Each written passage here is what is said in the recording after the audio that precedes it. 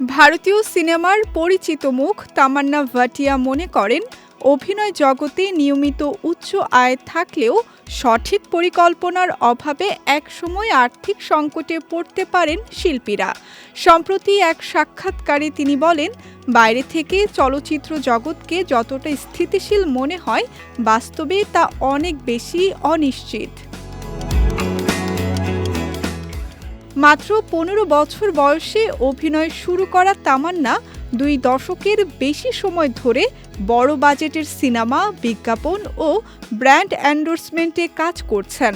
আর্থিকভাবে সফল হলেও তিনি সতর্ক করে বলেন, শিল্পীরা অনেক টাকা উপার্জন করেন, কিন্তু সময়মতো সঞ্চয় বা বিনিয়োগ না করলে একসময় হাতে তেমন কিছুই থাকে না। ক্যারিয়ারের শুরুতে তামান্নার আর্থিক বিষয়গুলো দেখভাল করতেন তার বাবা। ছোট বয়সে উপার্জনের জগতে প্রবেশ করলে পরিবারের দিক নির্দেশনার গুরুত্ব তুলে ধরে তিনি জানান, সঠিক পরিকল্পনাই তাকে স্থিতিশীলতা দিয়েছে। বর্তমানে তার বিনিয়োগ রয়েছে রিয়েল এস্টেট, গয়নার ব্যবসা ও অন্যান্য খাতে। সম্প্রতি নিজস্ব ফাইন জুয়েলারি ব্র্যান্ডও চালু করেছেন তিনি। ভারতীয় চলচ্চিত্রে আর্থিক সংকটের উদাহরণ টেনে তামান্না বলেন, খ্যাতি স্থায়ী নয়।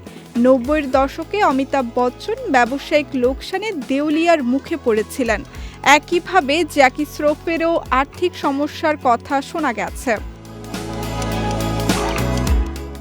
তামান্নার মতে, শুধু উপার্জন নয়, সচেতন সঞ্চয় ও পরিকল্পিত বিনিয়োগই দীর্ঘমেয়াদী নিরাপত্তার চাবিকাঠি।